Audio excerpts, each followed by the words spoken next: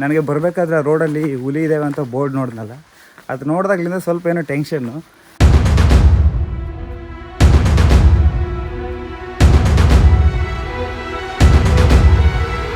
ಹಂದಿ ಥರನೂ ಐತೆ, ಮತ್ತು ಅದ್ರ ಮೂತಿ ನೋಡಿದ್ರೆ ತುಂಬ ದೊಡ್ಡದಾಗೈತೆ. ನಾವೆಲ್ಲ ಗಂಗಾ ನದಿನ ಯಾವ ಥರ ಗಂಗಾ ಮಾತೆ ಅಂತ ಹೇಳ್ತೀವೋ ಅದೇ ಥರ ಇವರು ಇಲ್ಲಿ ಮಾ ನರ್ಮದಾ ನದಿ ಅಂತ ಹೇಳ್ತಾರೆ.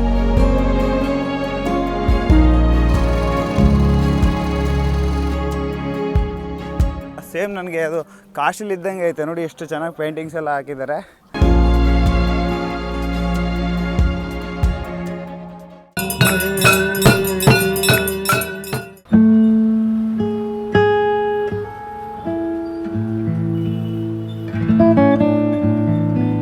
ಹಾಯ್, ಗುಡ್ ಮಾರ್ನಿಂಗ್ ಎಲ್ರಿಗೂ. ವೆಲ್ಕಮ್ ಬ್ಯಾಕ್ ಟು 100 ಡೇಸ್ ಪ್ರಯಾಣ ಸೀರೀಸ್ ಡೇ 79ಗೆ. ರೈಟ್ ನಾವು ನಾನೀಗ ಇದ್ದೀನಿ ಮಧ್ಯಪ್ರದೇಶದ ರಾಜಧಾನಿ ಭೋಪಾಲಲ್ಲಿ. ನಿನ್ನೆ ಬಂದೆ ನಾನು. ಇಂದಿನ ವಿಡಿಯೋದಲ್ಲಿ ನಾನು ಶ್ರೀಕೃಷ್ಣ ಪರಮಾತ್ಮ ಓದಿದಂಥ ಒಂದು ಸಾಂದೀಪನಿ ಆಶ್ರಮ ನೋಡ್ಕೊಂಡು ಅಲ್ಲಿಂದ ಡೈರೆಕ್ಟಾಗಿ 3 ಅವರ್ ಜನರಲ್ ಟ್ರೈನ್ ಜರ್ನಿ ಮಾಡ್ಕೊಂಡು ಭೋಪಾಲಿಗೆ ಬಂದೆ. ಈಗ ನನ್ನಿಂದ ನೋಡ್ತಾ ಇರಲ್ಲ, ಇದೇ ರೂಮಲ್ಲಿ ಸ್ಟೇ ಆಗಿದೆ. ಈ ರೂಮ್ ಬಂದ್ಬಿಟ್ಟು ನನಗೆ 500 ರೂಪೀಸ್ ಚಾರ್ಜ್ ಮಾಡಿದ್ರು. ಈಗ ಚೆಕ್ಔಟ್ ಮಾಡಬೇಕು, ಟೈಮ್ ಆಗಿದೆ. ಇಲ್ಲಿಂದ ನನಗೆ ಹೋಗ್ತಾ ಇರೋದು ನರ್ಮದಾಪುರಂ ಅನ್ನೋ ಒಂದು ಜಾಗಕ್ಕೆ ಹೋಗ್ತಾ ಇದ್ದೀನಿ. ಸದ್ಯಕ್ಕೆ ಪ್ಯಾಕಿಂಗ್ ಎಲ್ಲ ಆಗೈತೆ. ಈಗ ಫಸ್ಟು ಹೋಗಿ ಬಸ್ ಎಲ್ಲಿಂದ ಸಿಗುತ್ತೆ ಅಂತ ಗೊತ್ತಿಲ್ಲ. ಬಸ್ ಸ್ಟಾಪ್ ಬಂದ್ಬಿಟ್ಟು ಇಲ್ಲಿಂದ 1 ಕಿಲೋಮೀಟರ್ ಏನಾಯ್ತು ಅಂತ ಹೇಳಿದ್ರು. ಫಸ್ಟ್ ಹೋಗ್ಬಿಟ್ಟು ಬಸ್ ತೊಗೊಂಡು ಅಲ್ಲಿಂದ ಡೈರೆಕ್ಟಾಗಿ ನಾವು ನರ್ಮದಾಪುರಂಗೆ ಹೋಗೋಣ.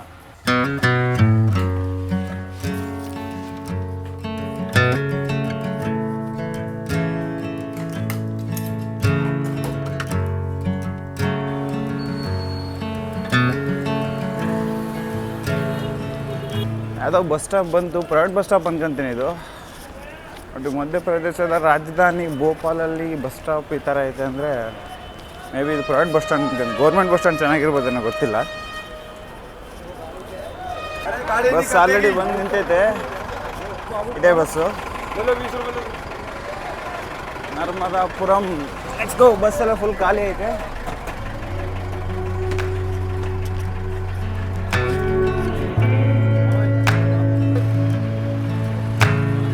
ನರ್ಮದಾಪುರ ಬಂದ್ಬಿಟ್ಟು ಇಲ್ಲಿಂದ ಕರೆಕ್ಟಾಗಿ 70 ಕಿಲೋಮೀಟ್ರ್ ಐತೆ. ಈಗ ನಾನು ಹೋಗ್ತಾ ಇರೋದು ಪ್ರೈವೇಟ್ ಬಸ್ಸಲ್ಲಿ. ಮೇ ಬಿ 70 ಕಿಲೋಮೀಟ್ರ್ ಎಷ್ಟು ಗಂಟೆಲಿ ರೀಚ್ ಆಗ್ತಾರೆ ಅಂತ ನನಗಂತೂ ಗೊತ್ತಿಲ್ಲ. ಟೈಮ್ 11 ಗಂಟೆ ಆಗೈತೆ.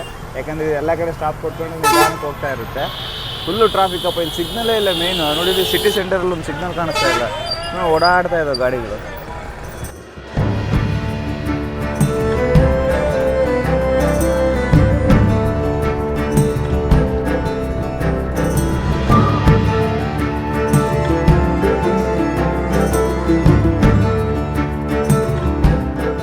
Welcome to hotel Pushpak.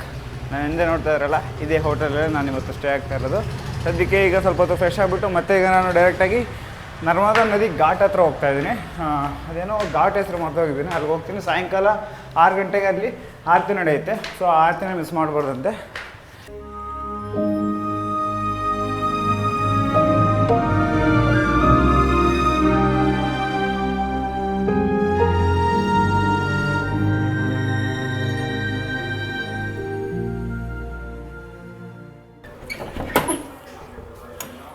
ಇದೇ ಹೋಟೆಲ್, ಸಿಂಗಲ್ ರೂಮ್, ಚೆನ್ನಾಗಿತ್ತು, ಪರವಾಗಿಲ್ಲ.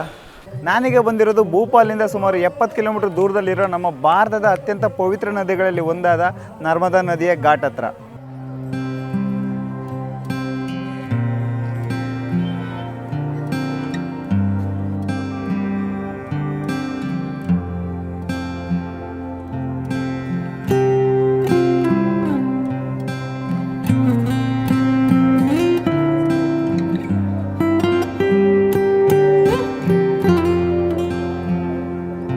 ಈಗ ನೀವು ನೋಡ್ತಾ ಇದ್ರಲ್ಲ, ಇದನ್ನು ಸೇಟಾನಿ ಘಾಟ್ ಅಂತ ಹೇಳ್ತಾರೆ. ಇಲ್ಲಿ ಸಾಯಂಕಾಲ 6 ಗಂಟೆಗೆ ಅಲ್ಲಿ ಆರತಿ ನಡೆಯುತ್ತೆ. ಆರತಿ ನೋಡೋದಕ್ಕೆ ಅಂತಲೇ ಬಂದಿದ್ದೀನಿ. ಇನ್ನು ಟೈಮ್ ಐತೆ. ಸದ್ಯಕ್ಕೆ ಈ ಘಾಟ್ ಎಲ್ಲ ಓಡಾಡ್ಕೊಂಡು ಹೋಗೋಣ ಅಂತ. ಸೇಮ್ ನನಗೆ ಅದು ಕಾಶಿಲಿದ್ದಂಗೆ ಐತೆ ನೋಡಿ, ಎಷ್ಟು ಚೆನ್ನಾಗಿ ಪೇಂಟಿಂಗ್ಸ್ ಎಲ್ಲ ಹಾಕಿದ್ದಾರೆ. ವಾವ್.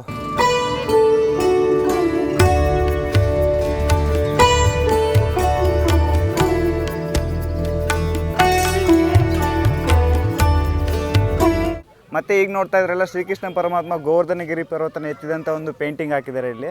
ಎಷ್ಟು ಚೆನ್ನಾಗೈತೆ. ಆ್ಯಕ್ಚುಲಿ ಇಲ್ಲಿಂದ ಬೋಟಿಂಗ್ ಇದೆ ಅಲ್ಲಿಗೆ. ಸದ್ಯಕ್ಕೆ ಯಾರೂ ಇಲ್ಲ ಇಲ್ಲಿ. ಅಲ್ಲೊಂದು ಬೋಟ್ ನಿಲ್ಲಿಸಿದ್ದಾರೆ. ಕೇಳಿದೆ ಅವ್ರಿಗೆ, ಜನ ಎಲ್ಲ ಬಂದರೆ ಕರ್ಕೊಂಡು ಹೋಗ್ತೀನಿ ಅಂತ ಹೇಳಿದ್ರು. ಸೊ ಆ ಜಾಗಕ್ಕೆ ಹೋಗ್ಬೇಕು. ಅದು ಯಾವ ಟೆಂಪಲ್ ಗೊತ್ತಿಲ್ಲ. ಬಟ್ ನರ್ಮದಾ ನದಿಯಲ್ಲಿ ಒಂದು ಸಾರಿ ಬೋಟ್ ರೈಡ್ ಮಾಡಬೇಕು ಅಂತ ತುಂಬ ಆಸೆ ಇದೆ. ಈ ನರ್ಮದಾ ನದಿ ಅಮರಕಂಟಕದಲ್ಲಿ ಹುಟ್ಟಿ ಸುಮಾರು 1300 ಕಿಲೋಮೀಟ್ರ್ ಹರ್ಕೊಂಡು ಅರಬ್ಬಿ ಸಮುದ್ರಕ್ಕೆ ಹೋಗಿ ಸೇರುತ್ತೆ. ಈಗ ನಾವೆಲ್ಲ ಗಂಗಾ ನದಿಯಲ್ಲಿ ಸ್ನಾನ ಮಾಡಿದ್ರೆ ಪುಣ್ಯ ಸಿಗುತ್ತೆ ಅಂತ ಹೇಳ್ತೀವಲ್ಲ, ಅದೇ ಥರ ನರ್ಮದಾ ನದಿನ ನೋಡಿದ್ರೆ ಸಾಕು ಪುಣ್ಯ ಸಿಗುತ್ತೆ ಅಂತ ಹೇಳ್ತಾರೆ. ಅಷ್ಟೇ ಅಲ್ಲ, ತುಂಬ ಜನ ಇಲ್ಲಿ ನರ್ಮದಾ ಪರಿಕ್ರಮ ಅಂತ ಮಾಡ್ತಾರೆ. ಸುಮಾರು ತಿಂಗಳುಗಳು 5-6 ತಿಂಗಳು ಪರಿಕ್ರಮ ಮಾಡ್ತಾರೆ. ಈಗ ಇಲ್ಲಿಂದ ಅಲ್ಲಿಗೆ ಹೋಗ್ತೇನೆ ಬೋಟಲ್ಲಿ. ಲೆಟ್ಸ್ ಗೋ.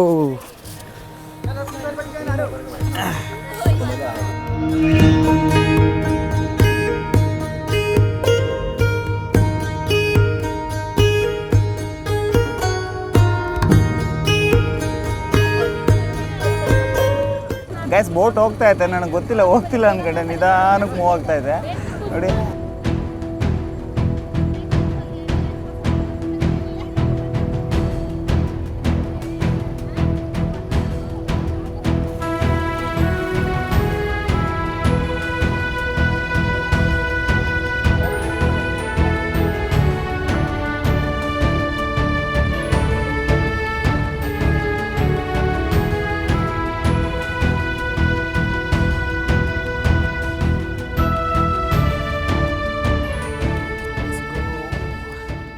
ವಾ, ಸಖತ್ತಾಗೈತೆ ರೈಡ್ ಮಾತ್ರ. ಅಲ್ಲಿಂದ ಬಂದಿದ್ದು, ಇಲ್ಲಿಂದ ನೋಡಿ ಯಾವುದೋ ಕಾಶಿಲಿದ್ದೀನಿ ಅನಿಸುತ್ತೆ. ಆ ಘಾಟ್ ನೋಡಿ ಎಷ್ಟು ಚೆನ್ನಾಗಿ ಕಾಣುತ್ತೆ. ನಾನೇನೋ ಅಂದ್ಕೊಂಡಿದ್ದೆ ನರ್ಮದಾಪುರಂ ಬಂದುಬಿಟ್ಟು ಜಸ್ಟ್ ಸ್ವಲ್ಪ ಹೊತ್ತು ಒಂದಿನ ಸ್ಟೇ ಆಗಿ ಹೋಗೋಣ ಅಂತ. ಬಟ್ ಲಿಟ್ರಲಿ ನನಗೆ ಗೊತ್ತಿರಲಿಲ್ಲ ಇಷ್ಟು ಚೆನ್ನಾಗೈತೆ, ಇಷ್ಟು ಪೀಸ್ಫುಲ್ಲಾಗಿ. ನಾನು ಕಾಶಿಲಿ ಬಿಟ್ಟರೆ ಮತ್ತೆ ಇಲ್ಲೇ ಎಕ್ಸ್ಪೀರಿಯನ್ಸ್ ಆಗ್ತಾ ಇರೋದಂಗೆ.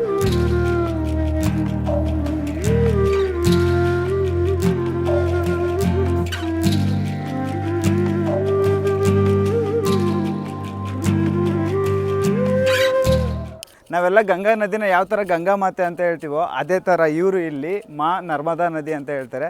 ಈ ಮಾ ನರ್ಮದಾ ನದಿ ಪರಿಕ್ರಮ ಮಾಡಿದವ್ರಿಗೆ ಅವ್ರ ಜೀವನದಲ್ಲಿ ತುಂಬ ಒಳ್ಳೆಯದಾಗುತ್ತೆ ಅಂತ ಹೇಳ್ಬಿಟ್ಟು ಸುಮಾರು ತಿಂಗಳನ್ಗಟ್ಟಲೆ ಪರಿಕ್ರಮ ಮಾಡ್ತಾರೆ. ಅಂದರೆ ಬರೀ ಕಾಲಲ್ಲೇ ನಡ್ಕೊಂಡು ಹೋಗ್ತಾರೆ. ಅಷ್ಟೇ ಅಲ್ಲ, ಇಲ್ಲಿ ನರ್ಮದಾ ನದಿ ಅನ್ನೋದು ಇಲ್ಲಿ ಬಂದು ಇವರು ಸ್ನಾನ ಮಾಡ್ಕೊಂಡು ಪ್ರತಿದಿನ ಇವರು ಇಲ್ಲಿ ಪೂಜೆ ಮಾಡ್ಕೊಂಡು ಹೋಗೋದ್ರಿಂದ ಅವ್ರ ಜೀವನದಲ್ಲಿ ಅಂದ್ಕೊಂಡಿದ್ದು ಏನಾದರೂ ಒಂದು ಹಾಗೆ ಆಗುತ್ತೆ ಅಂತ ಹೇಳ್ಬಿಟ್ಟು ಇಲ್ಲಿನ ಜನಗಳ ನಂಬಿಕೆ ಕೂಡ.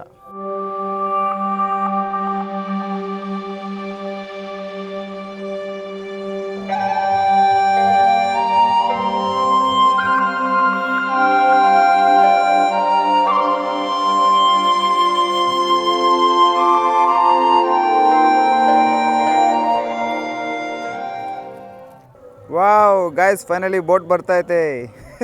ಎಷ್ಟಿದ್ದಾರೆ ಅದರಲ್ಲಿ? 1 2 3 4 ಒಂದು 5 ಜನ ಇರಬೇಕಷ್ಟೇ.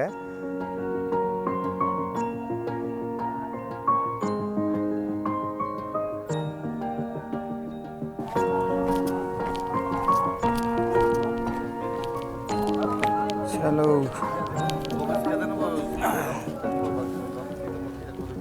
ಏನು ಅಲ್ಲಾಡ್ತಾ ಇತ್ತಲ್ಲ ಆ ಕಡೆ ಈ ಕಡೆ.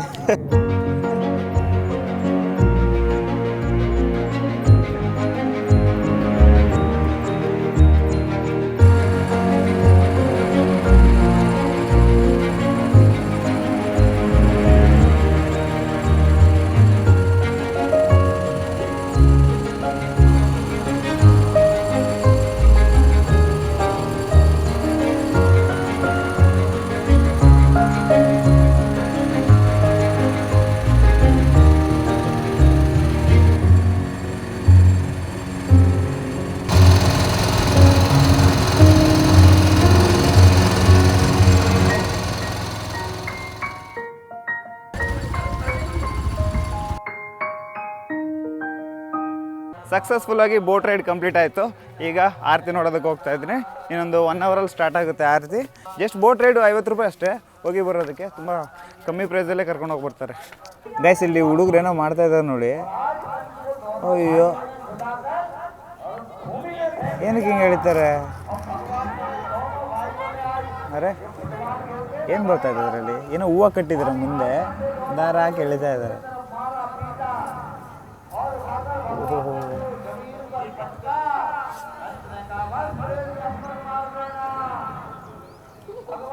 ಓಕೆ ಓಕೆ, ಅಲ್ಲಿ ತೆಂಗಿನಕಾಯಿ ಐತೆ, ಅಲ್ಲಿ ನೋಡ್ತಾ ಇದ್ರಲ್ಲ, ತೆಂಗಿನಕಾಯಿನ ಎಳಿತಾ ಇದ್ದಾರೆ ಹಿಂಗೆ. ಓಹೋ, ಟೈಮ್ ಬಂದ್ಬಿಟ್ಟು 6:30 ಆಗುತ್ತೆ. ಸ್ಟಿಲ್ ವೇಟಿಂಗ್ ಫಾರ್ ಆರತಿ. ನನ್ನಿಂದ ನೋಡ್ತಾ ಇದ್ರಲ್ಲ, ಇದೇ ಜಾಗದಲ್ಲಿ 7 ಗಂಟೆಗಂತ ಆರತಿ ಮಾಡೋದು.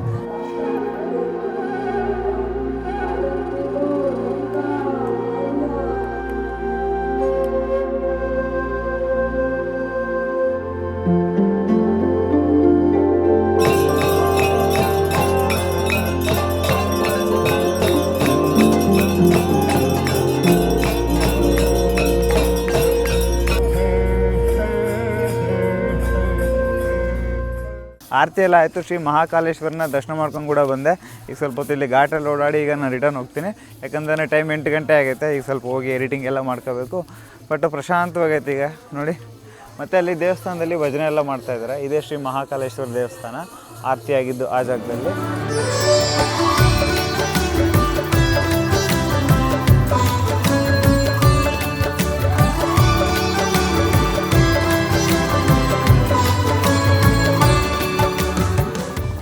ಮೂಲಂಗಿ, ಈರುಳ್ಳಿ, ನಿಂಬೆಹಣ್ಣು ಮತ್ತು ರೈಸು, ಬೇಳೆ ಸಾರು, ಪನ್ನೀರ್ ಕರಿ ಮತ್ತು ಇದೇನೋ ಸಾಂಬಾರು. ಇದು ಇವತ್ತಿನ ಊಟ. ಟೋಟಲಾಗಿ 120 ರೂಪಾಯಿ ಚಾರ್ಜ್ ಮಾಡಿದ್ರು.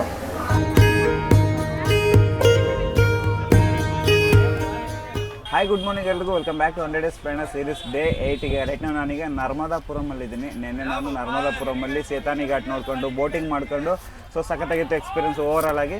ಈಗ ಇಲ್ಲಿಂದ ನಾನು ಭೀಮ್ಬೆಟ್ಕ ಅನ್ನೋ ಒಂದು ಜಾಗಕ್ಕೆ ಹೋಗ್ತಾ ಇದ್ದೀನಿ. ಸದ್ಯಕ್ಕೆ ಬಸ್ಸಲ್ಲಿ ಕೂತ್ಕೊಂಡಿದ್ದೀನಿ, ಬ್ಯಾಗಲ್ಲಿ ಇಟ್ಟಿದ್ದೀನಿ. ಬಸ್ಸಿನ ಎಷ್ಟು ಗಂಟೆಗೆ ಹೋಗುತ್ತೋ ಗೊತ್ತಿಲ್ಲ.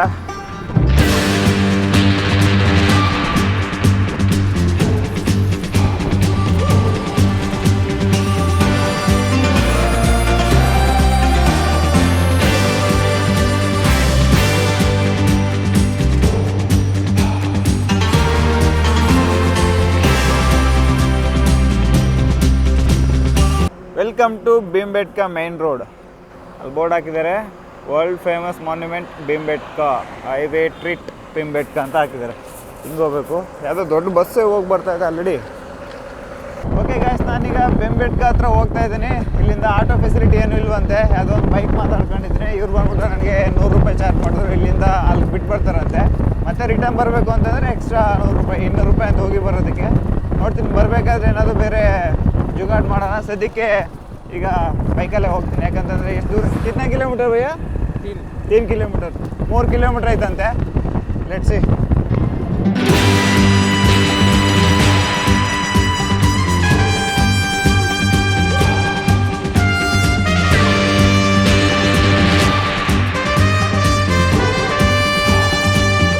ಎಂಟ್ರಿ ಟಿಕೆಟ್ ಬಂದುಬಿಟ್ಟು 55 ರೂಪಾಯಿ, ಗಾಡೀಲಿ ಬರೋದಕ್ಕೆ 100 ರೂಪಾಯಿ. ಇಲ್ಲಿ ಪ್ರಾಬ್ಲಮ್ ಏನಂತಂದರೆ ಫಾರೆಸ್ಟ್ ಏರಿಯಾ ಕಂಪ್ಲೀಟಾಗಿ ಎಲ್ಲ ಹುಲಿ ಎಲ್ಲ ಓಡಾಡ್ತಾವಂತೆ. ಅದರಿಂದ ಯಾರನ್ನೂ ಅಲೋ ಮಾಡಲ್ಲ, ನಡ್ಕೊಂಡು ಹೋಗಬೇಕು ಅಂತ. ಗಾಡಿ ತಗೊಂಡೇ ಬರಬೇಕು, ಆಪ್ಷನ್ ಇಲ್ಲ. ಈಗ 200 ರೂಪಾಯಿ ಮಾತಾಡಿದ್ದಾರೆ ಹೋಗಿ ಬರೋದಕ್ಕೆ. ಸದ್ಯಕ್ಕೆ ಇಲ್ಲಿ ಬ್ಯಾಗ್ ಇಟ್ಬಿಟ್ಟು ಈಗ ಹೊರಡ್ತೀನಿ.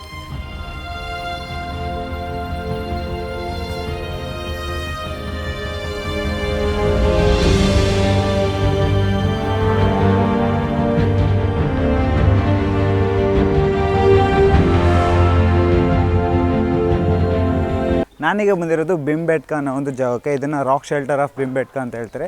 ಈ ಜಾಗದಲ್ಲಿ 1 ಲಕ್ಷ ವರ್ಷಗಳ ಹಿಂದೆ ಮಾನವ ವಾಸಿಸ್ತಾ ಇದ್ನಲ್ಲ, ಆ ಟೈಮಲ್ಲಿ ಈ ಜಾಗದಲ್ಲಿ ಗುಹೆ ಯಾವ ಥರ ಇತ್ತು, ಮತ್ತು ಇಲ್ಲಿ ಅವರು ಪೇಂಟಿಂಗ್ ಎಲ್ಲ ಮಾಡಿದ್ದಾರೆ. ಅವನ್ನ ನೋಡೋದಕ್ಕೆ ಅಂತ ಬಂದಿದ್ದೀನಿ. ಈಗ ಇದು ಮೇನ್ ಎಂಟ್ರೆನ್ಸು, ಒಳಗಡೆ ಅವನ.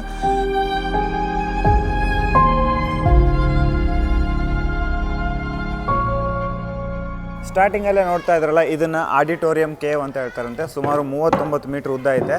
ಸೊ ಇಲ್ಲಿ ಏನು ಮಾಡ್ತಾ ಇದ್ದಾರೆ ಅಂದರೆ, ಆಗಿನ ಕಾಲದಲ್ಲಿ ಮಳೆ ಬಂದಾಗ ಅವರು ಇಲ್ಲಿ ವಾಸಕ್ಕೆ ಅಂತ ಯೂಸ್ ಮಾಡ್ತಿದ್ದಂಥ ಜಾಗ ಇದು. ಚಿಕ್ಕ ಚಿಕ್ಕ ಗುಹೆಗಳ ಥರ ಎಲ್ಲ ಇದ್ದಾವೆ.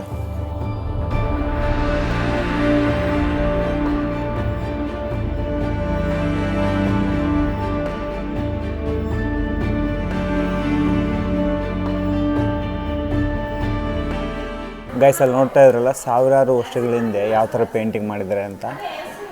ಮತ್ತು ಇಲ್ಲಿ ನೋಡಿ, ಯಾರ್ದೋ ಒಂದು ಕೈ ಚಿತ್ರ ಕೂಡ ಬಿಡಿಸಿದ್ದಾರೆ. ಮತ್ತು ಹಸು, ಜಿಂಕೆ ಎಲ್ಲ ಪೇಂಟಿಂಗ್ ಮಾಡಿದ್ದಾರೆ. ಇಲ್ಲಿಂದ ನೋಡಿದ್ರೆ ಗೊತ್ತಾಗುತ್ತೆ ಈ ರಾಕ್ ಫಾರ್ಮೇಷನ್ ಹೆಂಗಾಗಿದೆ ನೋಡಿ. ಒಂದೊಂದು ವಿಚಿತ್ರವಾಗಿದೆ ಶೇಪು, ಕಲ್ಲುಗಳು. Full forest area. ಈ ಜಾಗದಲ್ಲಿ ಅವರು ಆಗಿನ ಕಾಲದಲ್ಲಿ ವಾಸಿಸ್ತಾಯಿದ್ರು. ಈ ಕಲ್ಲುಗಳ ಮಧ್ಯೆನೇ ವಾಸಿಸ್ತಾಯಿದ್ರಂತೆ. ಗ್ಯಾಸ್, ಇವಾಗ ನೀವು ನೋಡ್ತಾ ಇದ್ರಲ್ಲ, ರಾಕ್ ಶೆಲ್ಟರ್ ನಂಬರ್ 4. ಈ ಜಾಗದಲ್ಲಿ ಕೂಡ ಪೇಂಟಿಂಗ್ಸ್ ಎಲ್ಲ ನೋಡ್ಬೋದು. ಹಸುಗಳ ಪೇಂಟು, ಜಿಂಕೆಗಳಲ್ಲಿ ಹೋಗ್ತಾ ಇರೋದು, ಮತ್ತು ಮನುಷ್ಯ ಅಲ್ಲಿ ಬೇಟೆ ಆಡ್ತಾ ಇರೋದು ಎಲ್ಲ ಚಿತ್ರಗಳನ್ನ ನೋಡ್ಬೋದು.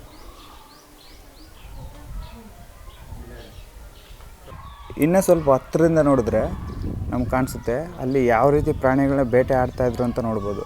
ನೋಡಿ, ಅಲ್ಲಿ ಒಂದು ಕುದುರೆ ಮೇಲೆ ಕುತ್ಕೊಂಡು ಬರ್ಜಿಲಿ ಪ್ರಾಣಿಗಳ ಮೇಲೆ ಎಸಿತಾ ಇರೋದು. ಹತ್ರಕ್ಕೆ ಹೋದ್ರೆ ಕ್ಲೀನಾಗಿ ಗೊತ್ತಾಗುತ್ತೆ. ಸದ್ಯಕ್ಕೆ ನಾನು ಇಲ್ಲಿ ನಿಂತ್ಕೊಂಡಿದ್ದೀನಿ, ಯಾರನ್ನೂ ಅಲ್ಲಿಗೆ ಬಿಡೋದಿಲ್ಲ. ಯಾಕೆಂತಂದರೆ ಸುಮಾರು ಎಷ್ಟೋ ವರ್ಷಗಳ ಹಳೆ ಪೇಂಟಿಂಗ್ ಅಲ್ವಾ, ಅಲ್ಲಿ ಹೋಗ್ಬಿಟ್ಟು ಜನ ಮುಟ್ಟೋದೆಲ್ಲ ಮಾಡ್ತಾರಂತೆ. ಈ ದೊಡ್ಡ ದೊಡ್ಡ ಬಂಡೆಗಳ ಮೇಲೆ ಯಾಕೆ ಅವರು ಪೇಂಟಿಂಗ್ ಹಾಕಿದ್ದಾರೆ ಅಂದರೆ, ಆಗಿನ ಕಾಲದಲ್ಲಿ ಕ್ಯಾಮ್ರಾ ಇರಲಿಲ್ಲ, ಬುಕ್ ಇರಲಿಲ್ಲ, ಏನೂ ಇರಲಿಲ್ಲ. ಜಸ್ಟ್ ಅವರು ಬಂಡೆಗಳ ಮೇಲೆ ಪೇಂಟಿಂಗ್ ಹಾಕಿದ್ರೆ ಅದು ನೆಕ್ಸ್ಟ್ ಜನ್ರೇಷನ್ ಅವ್ರಿಗೆ ಗೊತ್ತಾಗುತ್ತೆ ಇದು ಯಾವ ಪ್ರಾಣಿ, ಏನು ಮಾಡ್ತಾಯಿದ್ರು, ಮನುಷ್ಯ ಯಾವ್ಯಾವ ಪ್ರಾಣಿಗಳನ್ನ ಬೇಟೆ ಆಡ್ತಾ ಇದ್ದ. ಎಕ್ಸಾಂಪಲ್ ಈಗ ನಾವು ಅವನ್ನ ನೋಡಿ ಹೆಂಗೆ ತಿಳ್ಕೊತಾ ಇದ್ದೀವೋ ಅದೇ ಥರ ಅವರು ಅವರ ಮಕ್ಕಳಿಗೆ ನೆಕ್ಸ್ಟ್ ಜನ್ರೇಷನ್ಗೆ ಕಲಿಸೋದಕ್ಕೋಸ್ಕರ ಅಂತಲೇ ಈ ದೊಡ್ಡ ದೊಡ್ಡ ಬಂಡೆಗಳ ಮೇಲೆ ಪೇಂಟಿಂಗ್ಸ್ ಎಲ್ಲ ಆಗ್ತಾಯಿದ್ರಂತೆ. ಇಲ್ಲೊಂದು ವ್ಯೂ ಪಾಯಿಂಟ್ ಇದೆಯಂತೆ. ಇಲ್ಲಿ ಸ್ವಲ್ಪ ಮೇಲ್ಗಡೆ ಹತ್ಕೊಂಬಂದರೆ ಅಲ್ಲಿ ದೂರದಲ್ಲಿ ನಾವು ನೋಡ್ತಿದ್ರಲ್ಲ, ಅದು ಸೇಮ್ ಒಂಥರ ಆಮೆ ಥರ ಐತೆ ನೋಡಿ, ಕಾಣಿಸಿದೆಯಾ?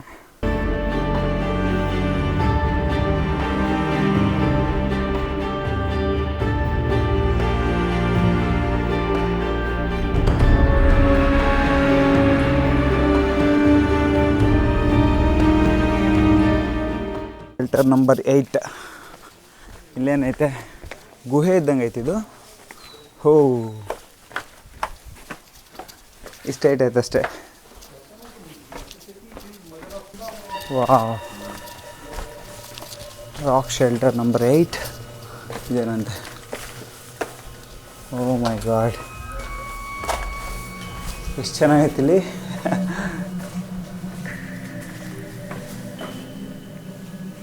ಇಷ್ಟು ದೊಡ್ಡ ಬಂಡೆ ಕೆಳಗಡೆ ಎಷ್ಟು ಚೆನ್ನಾಗಿರೋ ಜಾಗ ಹುಡ್ಕೊಂಡಿದ್ದಾರೆ ನೋಡಿ ಅವ್ರಿಗೆ. ಅದಕ್ಕೆ ಮತ್ತು ಚಿಕ್ಕದಾಗಿ ದಾರಿ ಐತೆ, ಹಂಗೆ ಹೋಗ್ಬೋದು. ಸದ್ಯಕ್ಕೆ ನಾನು ಬ್ಯಾಗ್ ಆಯಿತು ಹಿಡ್ಕೊಂಡು ಹೋಗೋಕ್ಕಾಗಲ್ಲ. ಈ ಕಡೆನೂ ಸ್ವಲ್ಪ ದಾರಿ ಐತೆ. ನೈಸ್. ಓಹ್, ಇದು ಹೆಂಗೈತೆ ನೋಡ್ರಿ. ಈ ಜಾಗದಲ್ಲಿ ಒಂದು ಗಮನಿಸಿ, ಇಲ್ಲಿ ಕೂಡ ವಾಸಿಸ್ತಾಯಿದ್ರು. ಮೇಲ್ಗಡೆ ಕೂಡ ಅವ್ರಿಗೆ ಇರೋದಕ್ಕೆ ಜಾಗ ಇತ್ತು. ಅಷ್ಟೇ ಅಲ್ಲ, ಮತ್ತು ಅಲ್ಲಿ ಅವರು ಇರೋದಲ್ಲದೆ ಅಲ್ಲಿ ಪೇಂಟಿಂಗ್ಸ್ ಕೂಡ ಮಾಡಿದ್ದಾರೆ. ಕುದುರೆಗಳ ಮೇಲೆ ಅವರು ಕುತ್ಕೊಂಡು ಯಾವ ಥರ ಹೋಗ್ತಾಯಿದ್ರು ಅನ್ನೋದು ಚಿತ್ರಗಳನ್ನ ನೋಡ್ಬೋದು. ಮತ್ತು ಕೆಳಗಡೆ ಮನುಷ್ಯರು ನಿಂತಿರೋದು, ಕುದುರೆ ಮೇಲೆ ಅವರು ಬರ್ಜಿ ಮತ್ತು ಖಡ್ಗಗಳನ್ನ ಹಿಡ್ಕೊಂಡು ಓಡಾಡೋದು ಎಲ್ಲ ಪೇಂಟಿಂಗ್ ಮಾಡಿದ್ದಾರೆ. ಎಷ್ಟು ಚೆನ್ನಾಗಿ. ರಾಕ್ ಶೆಲ್ಟರ್ ನಂಬರ್ 9 ಒಳಗಡೆ ಹೋಗ್ತಾಯಿದ್ದೀನಿ. ಚಿಕ್ಕ ದಾರಿ ಏನಾಯ್ತು ಇಲ್ಲಿ, ಇನ್ನೂ ಮುಂದೆ ಹೋಗ್ತಾನೆ ಇರ್ಬೋದು.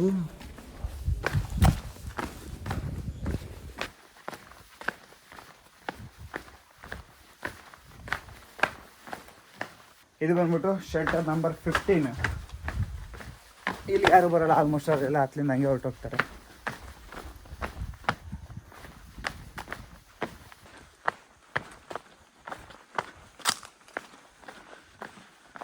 ಓಹ್, ತುಂಬ ಸ್ಕೇರಿ ಆಗೈತಪ್ಪ ಇಲ್ಲಿ. ಯಾಕೆ ಗೊತ್ತಾ, ಇಲ್ಲಿ ಈ ಕಾಡಲ್ಲಿ ಹುಲಿ ಬೇರೆ ಇದಾವಂತೆ. ಇಲ್ಲೇನು ಬರಲ್ಲ, ಬಟ್ ಎಲ್ಲೋ ಒಂದು ಕಡೆ ಭಯ ಇರುತ್ತಲ್ವ.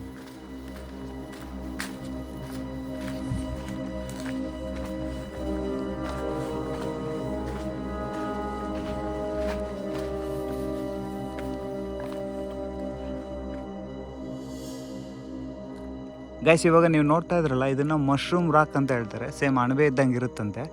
ಮತ್ತು ಅಲ್ಲಿ ನೀವು ದೂರದಲ್ಲಿ ನೋಡ್ಕೊಂಡ್ರೆ ಒಂದು ಪೇಂಟಿಂಗ್ ಹಾಕಿದ್ದಾರೆ. ಅದು ಬಂದುಬಿಟ್ಟು ಒಂಥರ ಹಂದಿ ಥರ ಐತೆ. ಅಂದರೆ ಅದು ಕಾಡಂದಿ ಥರ ಐತೆ, ಅದ್ರ ಮೂತಿ ಬಂದ್ಬಿಟ್ಟು ದಪ್ಪದಾಗೈತೆ. ಅದು ಮನುಷ್ಯರನ್ನ ಗುದ್ದುತ್ತಾ ಇರೋ ಒಂದು ಚಿತ್ರನ ಬಿಡಿಸಿದ್ದಾರೆ ನೋಡಿ.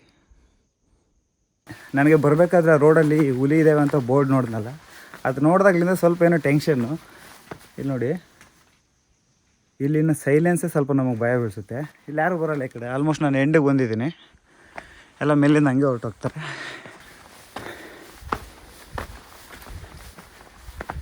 ಈ ಬ್ಯಾಗ್ ಅಲ್ಲಿ ಶಾಪಲ್ಲಿ ಇಟ್ಕೊಳ್ರಿ ಅಂದರೆ ಅವರು ಜಾಗ ಇಲ್ಲ ಅಂತ ಹೇಳಿದ್ರು. ಇಟ್ಕೊಂಡಿದ್ರೆ ಏನಾಗೋದು, ಇಲ್ಲಾಂದರೆ ನಾನು ಬೈಕಲ್ಲಿ ಬಂದಲ್ಲ, ಅಲ್ಲೇ ಇಟ್ಟು ಬಂದಿದ್ರೆ ಚೆನ್ನಾಗಿರೋದು. ಅವಣ್ಣ ಹೊರಟೋದ. ಈಗ ಮತ್ತೆ ಫೋನ್ ಮಾಡಿ ಕರೆಸ್ಬೇಕು. ಅಮೌಂಟ್ ಏನು ಇಸ್ಕೊಳ್ಳಿಲ್ಲ, ಬಂದಮೇಲೆ ಇಸ್ಕೊಂತಾರಂತೆ. 200 ರೂಪಾಯಿ ಜಾಸ್ತಿ ಆಯಿತು. ಆಟೋ ಗೀಟೋ ಏನೂ ಇಲ್ಲ, ಇನ್ನೇನು ಮಾಡೋಕ್ಕಾಗುತ್ತೆ.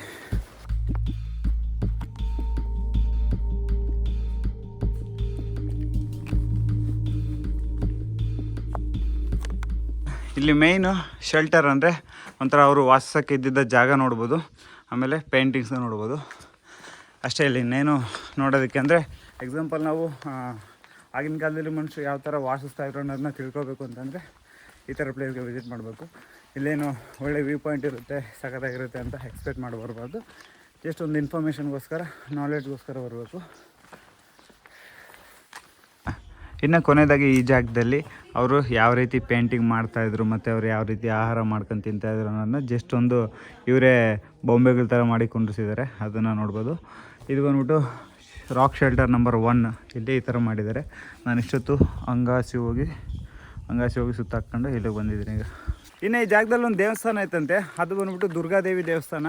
ಹೋಗಿ ದರ್ಶನ ಮಾಡ್ಕೊಂಡು ಹೋಗ್ತೀನಿ. ಅಲ್ಲೈತಂತೆ ಆಗ ಆ ಬಂಡೆ ಹತ್ರ. ಇಲ್ಲಿ ಭೀಮ್ಬೆಟ್ಕ ಅಂತ ಯಾಕೆ ಕರೀತಾರೆ ಅಂತ ಗೊತ್ತಾಗಲಿಲ್ಲ.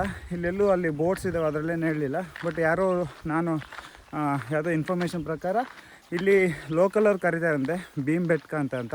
ಯಾಕಂತಂದರೆ ಈಗ ಇಲ್ಲಿ ಭೀಮಾ ಅವರು ವಾಸಿಸ್ತಿದ್ರು ಅಂತ ಹೇಳ್ಬಿಟ್ಟು ಇಲ್ಲಿನ ಜನಗಳ ನಂಬಿಕೆ ಅದು.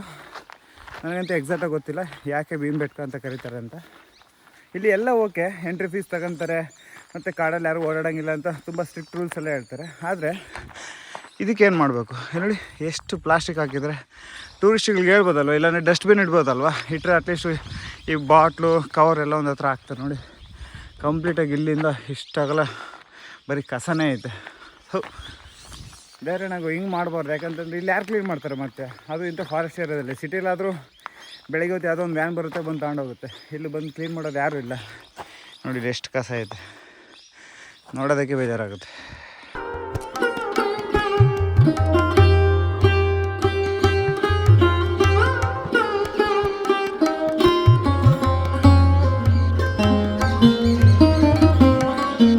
ನಮ್ಮ ಬೈಕ್ ಅಣ್ಣಗೆ ಫೋನ್ ಮಾಡಿದ್ದೆ, ಇನ್ನೊಂದು ಅರ್ಧ ಗಂಟೆ ವೆಯ್ಟ್ ಮಾಡಪ್ಪ ಬರ್ತೀನಿ ಅಂತ ಹೇಳಿದ್ರು. ಸದ್ಯಕ್ಕೆ ಈಗ ಇಲ್ಲಿ ನಾನು ಹಿಂದೆ ನೋಡ್ತಾ ಇರಲ್ಲ, ಇದನ್ನು ಪಾರ್ಕಿಂಗ್ ಅಂತಾರಂತೆ. ಈ ಜಾಗದಲ್ಲೇ ವೆಯ್ಟ್ ಮಾಡ್ತೀನಿ. ಸದ್ಯಕ್ಕೆ ಅವ್ರು ಗೊತ್ತ ತಕ್ಷಣ ಹೊರಟೋಗೋದೆ. ಇನ್ನು ಇಲ್ಲಿಂದ ನಾನು ಡೈರೆಕ್ಟಾಗಿ ಇನ್ನು ಭೋಪಾಲ್ಗೆ ಹೋಗ್ತೀನಿ. ಭೋಪಾಲಲ್ಲಿ ಮೇ ಬಿ ಇವತ್ತು ಅಲ್ಲೇ ಸ್ಟೇ ಆಗಿ ಮತ್ತೆ ಬೆಳಿಗ್ಗೆ ಗೊತ್ತಿಲ್ಲ ಗ್ವಾಲಿಯರ್ ಹೋಗ್ಬೇಕು ಅಂತ ಪ್ಲ್ಯಾನ್ ಐತೆ, ಝಾನ್ಸಿ ಪ್ಲ್ಯಾನ್ ಐತೆ. ಎರಡರಲ್ಲಿ ಯಾವುದು ಬಸ್ ಸಿಗುತ್ತೋ, ಯಾವುದು ಟ್ರೈನ್ ಅವೈಲೇಬಲ್ ಇರುತ್ತೋ ಆ ಟೈಮ್ಗೆ ಹೊರಟೋಗ್ತೀನಿ ಅಷ್ಟೇ. ಕಾರ್ ಮೇ ಆಗೆ ಕ್ಯಾ? ಹಾಂ ಠೀಕ್ ಹೈ ಚಲೋ. ಬರ್ಬೇಕಾರೆ ಬೈಕು, ಈಗ ಕಾರು. ನಮ್ಮ ಪ್ಲೇಸಸ್ಗೆ ಓನ್ ವೆಹಿಕಲ್ ಇದ್ದರೆ ಹೋಗೋಕ್ಕೆ ಸಾಧ್ಯ. ಈಗ ಅಂಥ ಹತ್ರಕ್ಕೂ ನಾನು ಹೆಂಗೋ ಟ್ರಾವೆಲ್ ಮಾಡ್ತೀನಿ ಸದ್ಯಕ್ಕೆ. ಚಲೋ ಚಲೋ ಭಯ್ಯ. ये कौन सा मारुति 800 है क्या? हाँ, 800. कितना साल का पुराना गाड़ी है ये? 16 साल. 16 साल मतलब मेरा कोई 2009. अच्छा 2009 ತಗೊಂಡ್ರೆ ಕಾರ್ ಇದು. कितना देते हैं अभी माइलेज? 18 kilometre mileage ಕೊಡುತ್ತಂತೆ. आपका है क्या, मतलब इधर टूरिस्ट लेके आने के लिए ऐसा यूज करेगा? जैसे कि जो टूरिस्ट के पास गाड़ी नहीं होता है, वही हमारे जैसा. वो ऐसे डेली तो नहीं आते हैं. अच्छा डेली तो अपने बाइक से आते हैं, कार से आते हैं. कभी आते हैं. हाँ, कभी आते थे. अपने पास में गैरेज में रहता है. हाँ, मतलब सैटरडे संडे थोड़ा लोग आता है ज़्यादा.